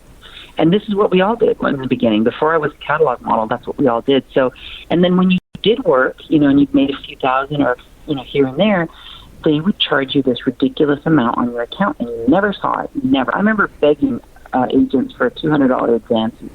And that's another way that they controlled you. They controlled you with the promise, like the lure of all these jobs and money, like that big carrot dangling in front of your face, and then gave you virtually nothing after. So if you, I can't believe she lost that. If that's the girl I'm thinking of, she lost the lawsuit, I think, because of and I forget why. No, I know why, because she filed in the wrong court. She should have filed in employment court. I forget what it's called, but she filed in. Yeah, it was a labor dispute. Exactly, and that was it's such a shame because, that again, the industry, every model I'm talking hundreds of thousands of models that have passed through New York for 2 decades know that is a fact of what she said. Everybody knows that happens. This is like an ongoing common thing that every single model has experienced, unless you're like Cindy Crawford, maybe you didn't, but pretty much. And Barbara, she worked a lot. She made a lot of money, and I think she had a really good professional working relationship, and she did get paid. And part of it is that when you're at the highest level in the Okay, you back? We totally lost the audio there. I'm going to try and disconnect and call her back again because then we just totally lost that altogether. Yeah, yeah, we did. The Skype went off. Let's try it again. We're talking here with Heather J. Braden, heatherjbraden.com. Real insider with this kind of information too, by the way. Started a new organization, Me Too Fashion, MVMT.org. Hello? Yeah, it was really bad that time. I disconnected back. So if you have these girls, 12 years old, like it said on his website that they were importing girls, they wanted girls 12 years old, So you get a girl from overseas with a bogus visa that doesn't really understand visa, but she knows, hey, something's hinky about my visa. It's not correct. There were no friends, no family. They're warehoused in these. Now, how can this not be being victimized and being abused? It's a recipe for trafficking. Exactly. Yeah. There should be class action lawsuits, to be honest. And I think that it's just a matter of getting enough people organized together for that to happen. There would literally probably be class action lawsuits against a lot of agencies.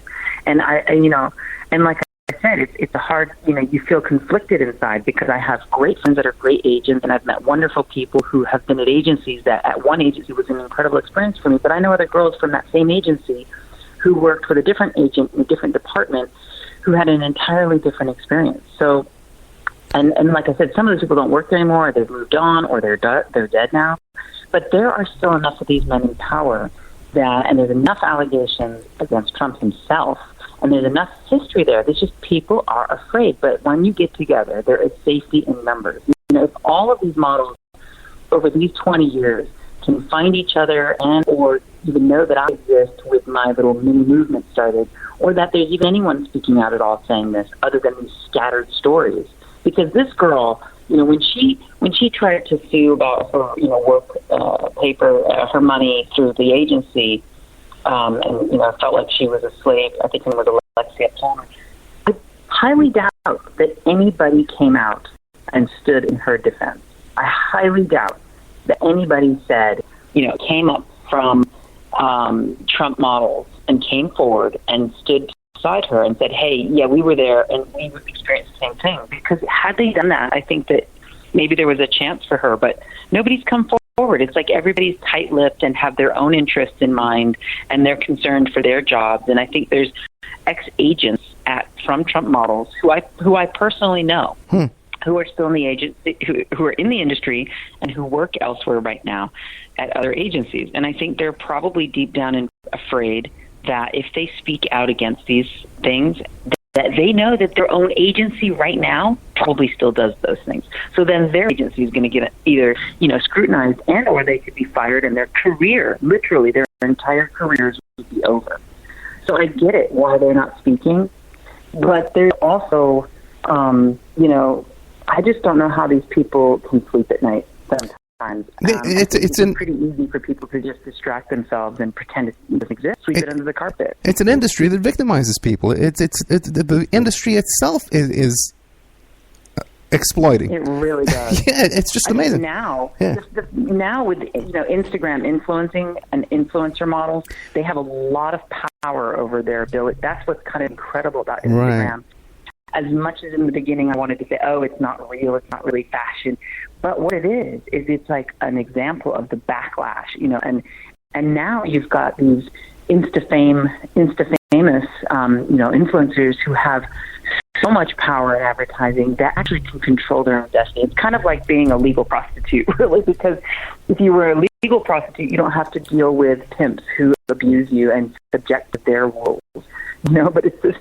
And I say that using the term lightly as a comparison, but it's in the sense, you're selling yourself, and in a different way. It may not be sexually like a prostitute would, but it's in a sense the same thing. You're ruling your own world. You don't have the power given to these people necessarily. And so now they're all scrambling. A lot of these model agencies are scrambling to get on top of it, like to promote models, but it's very difficult. It's a new world, and it's a whole new industry. So the old industry is completely different, I think, than this new world that's just booming the last few years. So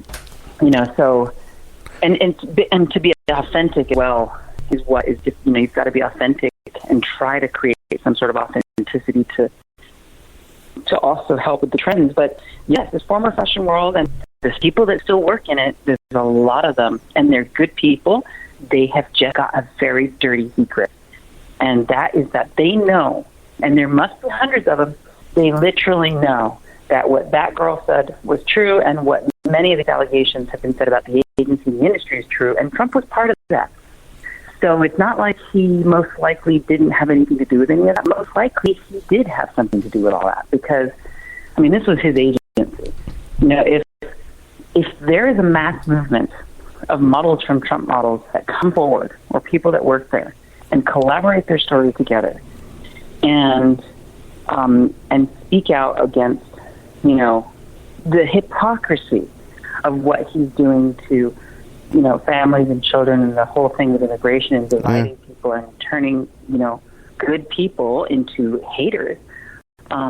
It's really a hypocrisy, because this man's profited off of, allegedly he has profited off of exploiting, kind of doing everything against what a lot of Christians and other religions preach and believe, supposedly, which is completely opposite based on the allegations of his behavior and Trump models loan, and with these allegations about visas and all these things. Yeah. What about the department responsible for investigating the visas was shut down? Wait. I spoke over you there. What shut down about the visas? I've heard that the department, some immigration department that had been interested in these visa allegations against Trump models was shut down. Oh, really? I heard that I read that in one of these articles that in one of, something to do with the allegations of something approximately, 250 visas or something. Right. It's amazing. The majority of his visas, the majority of his visas were related to his modeling agency, which nobody's even heard of this Trump modeling. Now, one more question to you: are you familiar with the lawsuit? There was a civil lawsuit. A young girl, Katie Doe, was raped at 13 years old against Trump and Epstein. Now, when you hear about that, is that something you would say, "Oh my God, impossible," or does it sound like a ring of truth? And I wouldn't say it's impossible at all, because of those people that he was around and those types of men, they were already notoriously accused of doing that type of thing. The fact that he had a girl supposedly working for Epstein for 10 years doesn't surprise me whatsoever as well, because she was used, and I don't know even if at the time she might have realized what she was being used for, but she was essentially used as the person that these girls would trust to lure them to Epstein. And so it doesn't surprise me. I know the story of that girl, and people love to dismiss it, and I don't know what's going on. I know that in 2016, I think she removed the second case that she filed in New York State out of probably absolute fear for her life, I'm sure. Yeah, that's exactly what happened. There was a press conference scheduled with Lisa Bloom 4 days before the election, and it was shut down by Russian hackers. They hacked the live stream, and they hacked Lisa Bloom's website, and in terror, this woman turned her phone off and wouldn't talk to anybody. Well, I will tell you, if that had happened to me, I'm speaking because I don't have that sort of an allegation. I think that if that had happened to me, I don't know that I would have the strength to do what she even did in the first place. And the fact that she has an eyewitness, I just don't think people go about making up stories like this. It's life risking. Even what I'm doing now, even speaking, even mentioning any names about anybody, even that I know people. I have people in the industry on my Facebook who will not answer me, who are very good friends of mine, who won't even speak to me at all right now. They won't talk to me even on messaging. They won't text back, nothing. Absolute silence. And a lot of them are women, and they're good friends of mine. And it's because they're either afraid I'm going to talk about them, maybe they're afraid I'm going to trick them into talking, or something. They won't even speak to me. And so when I created this private Facebook page, I am hoping that some of them are going to join it, and in a place that they might feel it's safe among numbers, because if the numbers come forward, they may feel safe about it. It's hard to figure out who's in, I presume that people that join that page, I will know somebody that they know, so I can see if they're legitimately within the industry, because if they know 20, 30, 40, 50 people that I know, well, then I know they were in the same circles, But that story, it really didn't surprise me. And I think what's surprising is that that people don't believe that it's possible. And that just, I know people that want to believe that. It's very difficult to want to believe things like that. It's horrible. But you have to think, why would anybody do something and say something like that? It is so outlandish if it's not true. It's so insane if it's not true. And you have people like Lisa Bloom who have put their entire careers on this. They do extensive research into these people's histories, collaborations, and it's not, even for me, Panorama and BBC did not speak to me about collaboration.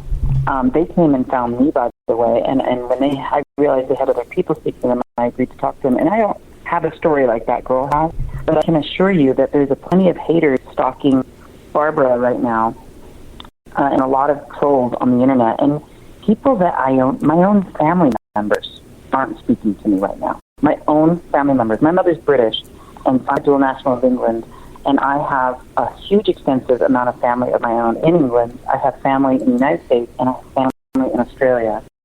And it's a pretty big family. And my other side of the family is actually, I have relatives that are also higher up in fashion as well. One is a model, and she was with Jean-Luc's agency even.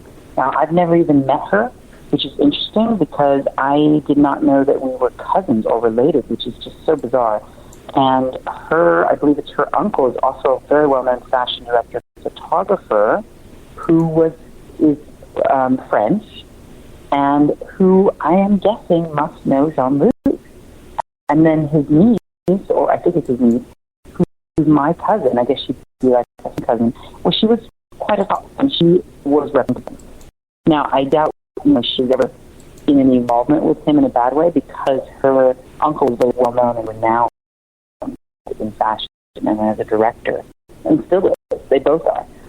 So, they really know I exist. We've chatted a little on Facebook and Twitter, but I'm not sure that they believe that I am their family member. But our joined family member that we all share is my grandmother, who immigrated here from Europe and passed away a few years back. But and it's a specific family that comes from a long line of a family that's very trackable and well-known, and who are always in fashion, which is even weirder. About 60, 70 years ago, they owned department stores in Europe. They were very kind of renowned at the time. And they actually come from a background, French, Egyptian, and Syrian. And they were a Christian French, Egyptian, Syrian department store owners, which was very unusual in a Muslim world as well. So they were very notorious. So you can track their history, and so that's how I know. But it's interesting because what's weirder is that I did not even know, that I never put it together that she could have known him. Of course I knew she must have known who he was, because she's 10 years younger than me. And so I never really thought that she might have come across him, but she wouldn't have been around in the 90s. She was too young. So she came about later, in the later years. So I think, and also she has notoriety behind her, so I highly doubt she had any experiences with him. But it's just shocking to me that people just don't want to believe it. And I think when you voted for someone that you are hopeful about, I think it's really difficult to then apparently admit to yourself that you might have voted for a man who's capable of some very sinister things. And I think for people to be able to stand up and say, hey, I made a mistake, I think that must be like core-shaking type of revelation type thing to speak about. And I think apparently the majority of people just can't do that. I guess I made a mistake and I'm sorry. Apparently must be just too hard for people. Yeah, I deal with a lot of victims of con men or even online romance scams. My clients, hire me, and the worst. It's the hardest thing to do is admit that you've been conned, or that you're involved in a romance scam and the guy's not real and he's just scamming you. You can't. You make a disconnect in your head and detach. We got to take a commercial break though. Here we're with Heather J. Braden. Great stuff, Heather. Thank you so much for coming forward and telling us all this. When we get back, I want to ask you specifically when we get back, what went into your decision to really get up the courage to come forward with this and go public, because I know it's not easy. So we'll be right back with more of Heather J. Braden, heatherjbraden.com, and Me Too. Have you ever thought about opening your own mobile cart or kiosk business? Perhaps your current business wants to add multiple point-of-sale locations across the country quickly. Maybe the facility you manage could kickstart revenue by adding coffee, food, or retail services. Well, CartKing.com can be the answer to your needs. CartKing.com is a North American designer and manufacturer of the finest mobile retail, coffee, and food carts and kiosks money can buy. For 20 years, CartKing.com has been working with clients and corporations across America to provide indoor and outdoor carts and kiosks for any application, from large, heated, and secure outdoor retail or food kiosks to smaller, more mobile coffee station carts. CartKing.com designs and builds them all. Carts and kiosks are fun, and so are the dozens of designs on the website. Please visit them today at CartKing.com. That's cart-king.com. Or just call them at 1-877-986-7771. That's 877-986-7771. The Opperman Report is brought to you by SubhashTechnosis.com. Subash Technosis is a search engine optimization and website design company located in India. So you're going to save a lot of money and get top quality service to boot. They offer all kinds of services, business process outsourcing, data entry, banking BPO services, recruitment process outsourcing, software testing, offshore research networking, customer care, press release content writing and distribution, and much, much more. They offer website development, e-commerce solutions, mobile responsive designs. Now, I've personally worked with Subhash for over 10 years. This is the man that puts out my press releases. They've done work on my websites, so I can personally recommend SubhashTechnosis.com. You can find the link to Subhash Technosis at OppermanReport.com and also AwakeRadio.us.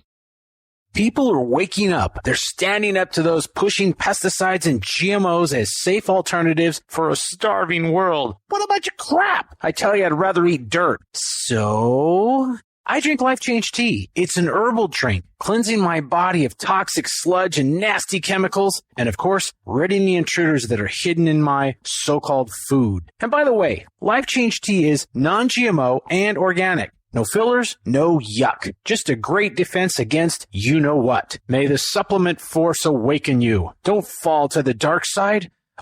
Sorry.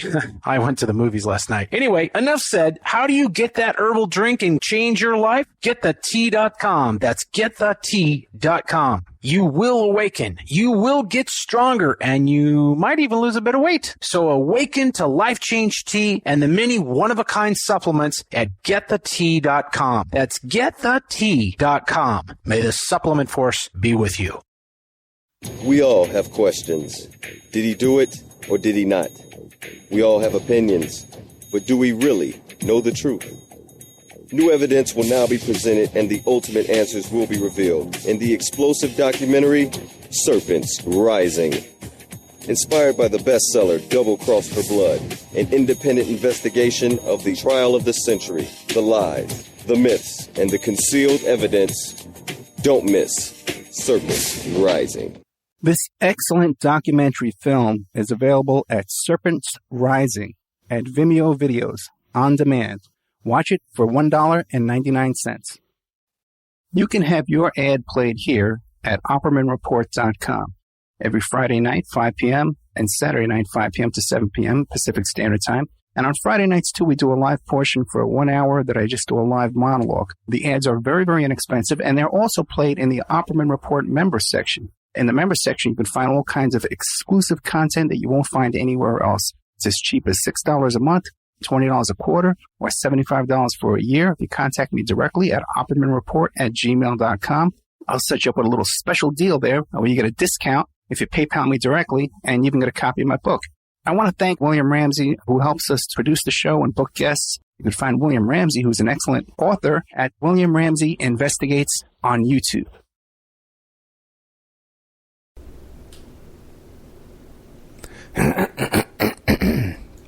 Okay, welcome back to the Opperman Report. I'm the host, private investigator Ed Opperman. We're here with Heather J. Braden, heatherjbraden.com, Me Too Fashion, mvmt.org. Heather, we talked a little bit off the air, but I've been involved in a lot of this stuff, the Tiger Woods case, Wienergate, and stuff like that. And I know what's involved when you're talking to the client. Like, let's say, like you would come to me, you'd be the client. And I know what's involved in making the decision, that big leap that you're going to go public with this, what you know. But tell the audience, how much of a decision was that? Sorry, can you repeat that again? It cut out just a little bit. Sorry. Yeah, I know. We got a crappy connection today. It's a shame. It's such good information. But what went into your making a decision of going public? Like, how hard was that decision to come to terms with that? Well, I definitely wavered back and forth a few weeks before we even got down to a schedule for filming for Panorama BBC. And so I had a good few weeks to think about it and to have everyone I know tell me I shouldn't do it. Right. My mother and everybody else included. And I just kind of deep down inside thought, I'm probably one of the least riskiest persons to speak, because essentially I was just at some weird soap party. He didn't grab me, he didn't do anything illegal, and I don't have personal first-hand knowledge of that with him. So I feel like I'm the best person, one of the best people who could actually kind of, speak about it a little bit. and just come forward and kind of support others like Barbara and other people that are speaking about more serious allegations, because I know that it's pretty possible, knowing what I know about fashion industry. And, I'm not so sure about him, specifically, just because, like I said, I haven't seen him in action in that sense, but I do know a lot of the allegations and what's been going on for many, many years with these guys that he's associated with. And so I think just deep down inside my whole life, being brought up with the idea that you don't do what people did during the Nazis when Hitler was murdering people by the thousands, neighbors just quietly watched them be taken away in the night. So if I think about what my grandfather fought for, and against actually both my grandfathers who fought in the wars against the Nazis, it's pretty much the same thing. You're essentially not staying quiet about something that you know is wrong, and really hoping that other people will just come forward and just kind of start standing up for that. It's what Rosa Parks did when she sat in the front of the bus. It's what a lot of people have done throughout history. About the first women who wanted to ever vote, they didn't just shut up and keep their head down quietly when people said no. They said, no, we want to vote. There's a bunch of us who all want to vote, actually. And it's the same kind of thing, and it's really, it's what Nelson Mandela did, and it's what any kind of activists on the upper levels do. And there's even gun activists and body activists, and there's all kinds of activists. So why should I just keep my mouth shut and tuck my head down like everyone tells me to do? Anyone who knows me really well also knows I'm usually not the one to follow rules, and I don't usually follow the pack, and I definitely kind of blaze my own trail. And it's the one thing that I know a lot about.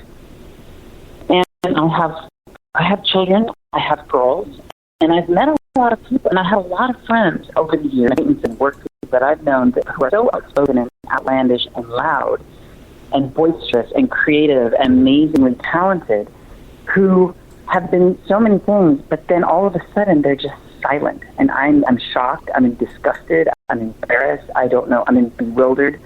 And I just think that I know some of these people really well, and I'm thinking they're so afraid. They're so afraid. I know they want to say something, but they're so afraid.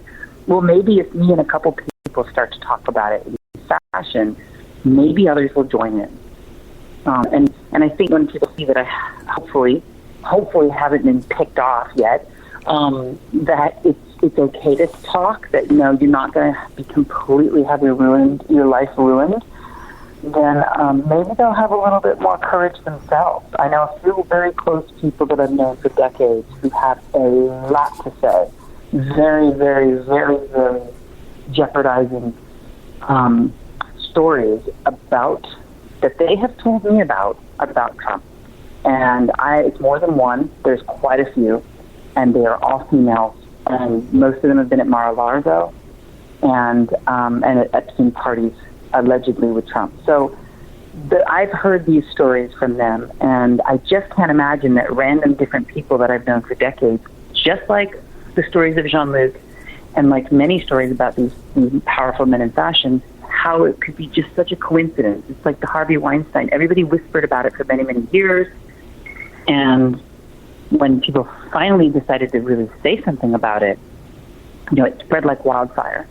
And it just takes a few people. It's a little harder because we don't have the voice that you have when you are a A-list celebrity.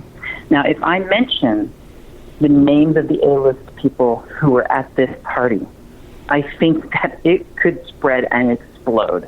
And I am afraid of that. I'm very, very afraid of that because, they have, with the Me Too movement and those three names tied into this, that particular party, even though, there was no physical forcing of things, but nobody was being raped as far as I know, that I ever witnessed.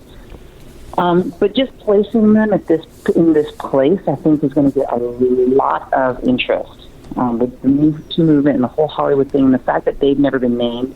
So I am very, very, very concerned about mentioning who they are. On one hand, of course I want to mention who they are because I think it's going to get a lot of traction. And deep down, I think nothing would give me more pleasure than seeing these men who have caused years and probably eternally decades of abuse on these girls to see some of them pay for it, because, I quietly sat by while it happened. And I didn't say anything because I was 20 and I didn't know what to do or who to say it to, and nobody would have cared because they still don't. When 60 Minutes came out, it was such a big deal with fashion, the lid being blown off fashion, and everybody just kind of hushed it under the carpet and went on with it. And 6 months, a year later, everybody was right back where they were. Yeah, I don't even think you can find it. Accountable. I don't even think you can find that 60 Minutes segment on YouTube or online anywhere. You can't. Yeah, it's not even available anymore. I have looked everywhere for it, and that's another thing I find very, very strange. Where is it? Where is Diane Sawyer's? Where is that show? Because everyone talks about it and everybody knows about it, but I know it's not available. Yeah. Now these three men. You could read about it. Yeah, the three actors. Are they publicly connected to Trump? Are there photos of them together and stuff like that? That's a very good question. That would be a very interesting thing I haven't even Googled. Don't know. Very interesting. I'm going to have to look into that today. Have a follow up and go through that a little bit. Yeah, absolutely. I think that, Go ahead. It seems like your whole story here and all this case here and all these other victims and stuff like that, it seems like it's just fruitful ground here to really get some action out of this. So I'm available. Okay, whatever you need from me. I think that there just hasn't been, I really think that there just never has been one place for people related to fashion to meet up. Right. And, I didn't really want to be the one to run it, to be honest, and it's barely started. There's only a few people that are just starting to join it. But I think that, all of these cases, all the allegations that go back into the 80s, I think the missing common denominator is the fact that there is no one place for people to meet and talk and come together. And that's the problem. Me Too movement has been for celebrities that started out, and I haven't reached out to them yet, and I would probably like to reach out to them because this is just so disturbing. I'm just, there must be hundreds of models worldwide and ex-models, hundreds, in the hundreds, if not thousands. There must be literally hundreds and or thousands that have come across these men. They ran the industry. Okay. And any other names that were running the industry that you can name? At this very moment, not exactly. There are a lot of allegations against other people in the industry that have been whispered about for many years. Right. Fashion photographers, a lot of fashion photographers. And it's a double-edged sword because, a lot of girls who have been photographed by these super top photographers, it was a privilege to even be chosen by them. It's like being chosen by Harvey Weinstein. Right. And then you're duped in a sense into, what is supposed to be an incredible opportunity. And then a lot of girls probably did whatever it took to get it, and I don't blame them in some ways. And especially when these foreign girls with no education, no parents overseeing their careers. So I don't know. I think there's a lot of people, and the male models. Barely anybody speaks about the male models. And I think men overall are taught to stand up for themselves a lot better than girls are. Girls are kind of taught from day one to be not to speak as much and not to say as much. Don't stand up for yourself. Don't be, all these things that are considered negative traits for girls. So men typically can stand up for themselves a little bit more, but it's prominent. Every straight male model that I know has been subjected to some form of sexual harassment by gay male photographers or people in fashion. Every single one of them. I've never met one that doesn't have a story like that. And and I guess again, it's just a numbers game. If they keep trying, in the many men or male models that they've come across, I'm sure some of them have some gay tendencies to come out over the years, or are willing to maybe do something to further their career. And again, when you're offering huge amounts of money and not so much even stardom, but when you're offering somebody $10,000 a day to do something, which is, let's just say it's posing for a magazine or whatever it is, but in order to do that, you're going to do something else from on the side. I think that a lot of people, they say they wouldn't do it, and you can't buy me, and I'm above all that. But I think when it's offered to you, and you don't come from a stable background of having parents involved, or you have a questionable childhood and any of those other factors that come in that makes people's personalities, you just have a higher chance of people saying, okay, well, I'll do it because I need the money, or I need this because I don't have another career. I mean, I was very, very moralistic and very kind of conservative as a young person. Like I had my one boyfriend for several years, and in many ways I was protected in that industry because I had, at 18, I was married to a young hairdresser for 5 years. We were just kids. And and he was a very up-and-coming, hot young hairdresser in the industry, and a lovely guy, and he still is, and he's a great guy. And so I was a bit protected because I had my boyfriend, or actually it was my husband. That was the only person I knew who was even married at that time. And so I could always use that to be, oh, that's my husband over there, leave me alone. But, I was often out without him for many years, too. And I didn't tell a lot of people that I was married because, who knows what people would think about. But yeah, so I was a little bit protected in that way, and I was street smart. But, a lot of these people do not have that. I know a lot of models, and probably the majority of the models I've ever met, who have become drug addicts. Yeah. Who were so disturbed and distraught after being within this industry that they become addicted to drugs severely depressed on massive amounts of antidepressants, alcoholism, very, very dysfunctional. And I would bet that if somebody researched that it would be the majority of the girls that have ever been through the industry on a legitimate level, like in New York, Paris. I would bet that the majority of them disappear into the shadows at age 25 because that's where they end up. There's always a joke in the industry, like the fastest way to kill your modeling career is to get married or have a boyfriend. Like, they don't want you to have a man in your life because they wanted you to be available to be taken advantage of. And if you had a man in your life, he might actually put his foot down and not allow you to be in those positions and take care of you in a sense. And the other thing was, the other goal as a model at 20 was, if by the time you're 25, and this is like a joked about thing among girls, you need to get a rich boyfriend. It still is. Get a rich boyfriend, get a rich husband, you're going to get married, you're a beautiful girl, you can marry anybody that you want, pretty much. Doctors, lawyers, there are so many. I cannot tell you the amount of opportunities I have been offered because I was a pretty girl as a model in New York. The word model alone, even if I probably could have looked like anything if I'd said I was a model. That would be almost enough just to get these people's attention. But I've been offered free. A lot of my girlfriends did date super ultra uber rich men from all over the world, and they would get on their private jets and shoot to Paris for a week or to wherever, and they'd bring their girlfriends on because their boyfriends or husbands, most of them were boyfriends, not husbands, had rich male friends that wanted to meet models. And so he'd be like, oh, yeah, bring along your girlfriends. Bring 3 or 4 girls. We can fit them all on the plane. Because obviously, they'd invite their single girlfriends, and I'd get invited on private jets to go to Saint-Tropez and all these places. And I actually never went. I turned down everything because I knew what went on in those things. I knew what was up with the rich guys and the pretty young models. And it was so disturbing, I didn't go. I just didn't participate. But I knew what was happening. And the girls wanted to go. They went on their own. Of course they went. Yeah, sometimes those are paid gigs, too, yeah. But Heather, we're out of time. But as soon as anything comes up in this story, thank you for giving me so much extra time, too. Anything comes up, just give me a call right away. We'll put you right on the air, okay? Anything new develops in this in any way. How can people get a hold of you if they want to check you down? Planet. Yeah. Well, they can get a hold of me through my personal website, which is Heather J. Braden at Gmail. HeatherJBraden.com. Right.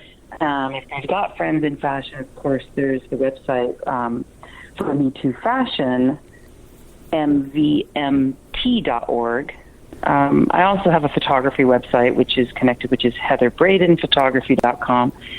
But, any referrals are wonderful, and just spreading the word and sharing of that story and just trying to keep an open mind, I think, and I think reminding people that if you voted for Trump, and or if you don't know about these industries and things like that, I think people need to educate themselves and look up in the internet and read a bunch of these allegations and the story and history of fashion, and then question why are there's so many of these people, and what do we really have to gain? These organizations do not pay you to be on their show, and I mean, maybe if you sell a big book or you do something, some huge cover story, I don't know if they're allowed to, but I sure as heck haven't paid a penny for anything. So I think people have to really question deep down, like, why would somebody speak about these things and make them up? And the other thing is that others should speak up for their own things, even on their own levels, and women particularly should really be supporting each other and saying, hey, this is possible. It's not black and white. It's very gray in the middle, of this whole world and industry. Heather, thank you so much. Keeping an open mind. Thank you, Heather. Thank you. Good night. Bye. Okay, there we had Heather J. Braden. The story definitely has the ring of truth. I spoke to Heather off the air quite a bit. We exchanged emails quite a bit off the air. This is all breaking news. This Panorama, BBC Panorama thing just came out like yesterday. And I was able to track her down and get her to come on the show last night. And she agreed to come on the show today. Today's a Sunday morning as we tape this. So this is breaking news, guys. If you like the show, check out our member section at OppermanReport.com, where we have our member section, and help support the show. I got all these. You don't have no idea how much we spent on this California trip. I don't even want to look at the credit card. Thank God we got a brand new credit card right before the trip, because I need a new windshield. I need a new battery now. We had to get one tire and then use the spare tire. Anyway, listen, hotels, my God. Anyway, so if you want to become a member, that would be a big help. Okay, I'll give you a deal, $60 for 13 months at Gmail, OppermanReport at Gmail.